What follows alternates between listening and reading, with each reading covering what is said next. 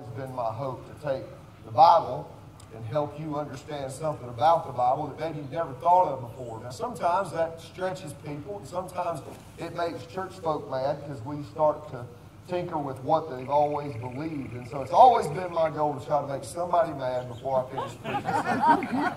But there's guns here. Yeah, that's right.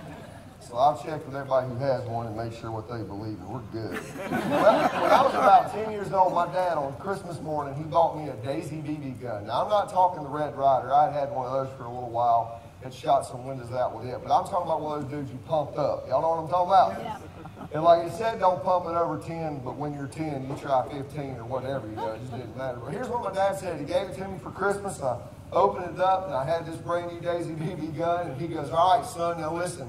You can only use it when I'm home and when I'm with you.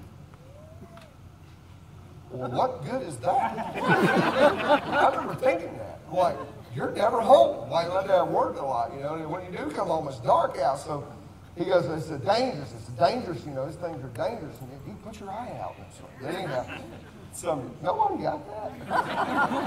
Okay, I thought that deserved a little bit of a laugh on that. Where are you going? Anyhow, so he goes, yeah, only when I'm home. So we shot Christmas Day, and we had a good time, you know, and New Year's came, and we got to shoot a little bit. But then life settles in, and he would come home from work at like 6 or 6:30, and he would just be absolutely tired, and here I was, you know. Let's go shoot, let's go shoot, let's go shoot. We got to go shoot my gun, let's go shoot my gun. Son, I'm tired. Son, I've been working. Let me eat some supper. Son, just let me sit down for a minute. And I knew what sit down for a minute. You know what I'm talking about? Now that I'm 44, I know exactly what sit down for a minute, right? That means the handle's coming back, the feet are going forward, and the BB gun's staying put up, right? But here's what got me so agitated with that. Here's what got me so agitated with that. What good is a gift given if it's only able to be used later? What good is a gift given if it's only able to be used later? Now, you've all experienced this, and this is probably when my ladies are going to say a lot of amens. My wife, a few months ago, she said, I need some shelves in the laundry room. I said, I bet I will put you some shelves up.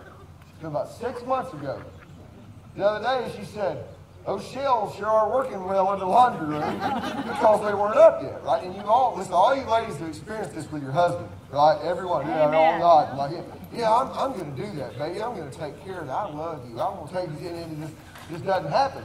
And the intentions may be well, right? But it doesn't necessarily happen because he just doesn't ever do it. And here's what gets you agitated about that. Here's what gets you agitated about it. Why would you even tell me, watch this, why would you even tell me that I'm going to get something when it's either not going to eventually happen, or if it is going to happen, it's going to happen at some undetermined time in the future? Are y'all following me? Yes. Why would you give me something? Why would you even say you're going to give me something? Why would you even give me hope of there being something if, in fact, I'm only going to maybe get it one unforeseeable or unknowable day in the future? Now, here's what I believe with all my heart. I believe that Christianity, in a lot of ways, has misunderstood the words and the message of Christ. And here's how we've done it. Here's how we've kind of taken it. And I could explain to you a little bit deeper, and maybe I will. We'll see what happens, why. But here's what the church has started to say. Some bright morning, and I love this song, by the way, don't throw anything. Some bright morning, when this life is over, I'll fly away. This is what the church has taught us. I'm going to go down the aisle. I'm going to say the little prayer. I'm going to make sure I get baptized because I want to get saved. Because listen, one of these days when I die, I want to go to heaven. Now, between now and then, I don't know exactly what's going to happen.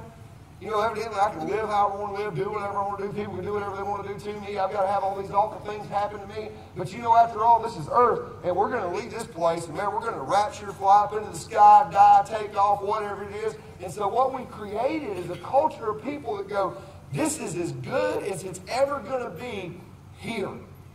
But one day, I'll go to heaven. And here's something else I think that people believe. I think it's Kenny Chesney wrote a song. He said, everybody wants to go to heaven. They just don't want to go now. Did I say that right? Everybody wants to go to heaven.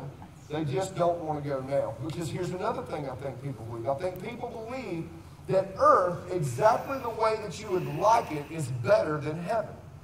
Earth, exactly the way you would like it, is better than heaven. And the church has kind of set us up for that. There was a dude who lived quite a few thousand years ago, and his name was Plato. And Plato taught this, that you and I were born perfect. Born perfect.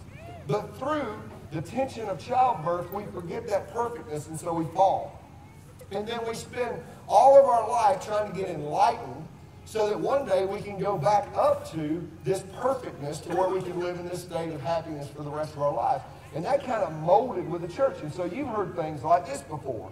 Well, you were born in sin, but under the age of accountability. And then one day you heard this message so that you could accept Jesus because he's paid for your sin and you can get to go to heaven. Everybody's heard that message, right? I tell this story all the time. When I was in 8 years old, when I was in Sunday school, I had a Sunday school teacher, and she was a lady. She was a really sweet lady, and she had a 8-year-old boys. And so one morning we come in, and she has all the lights off in the room and nothing but a single candle sitting in the middle of the room. And so she says, here's what I want you boys to do. I want all y'all to walk by, and I want you to hold your hand over that candle and see how long you can hold it there. And so we all walk by, and we hold our hand there. You know, it's hot. You know, it's hot. And she goes, hot, isn't it? And we said, yes, ma'am. And she'd say, and she said this, just like this.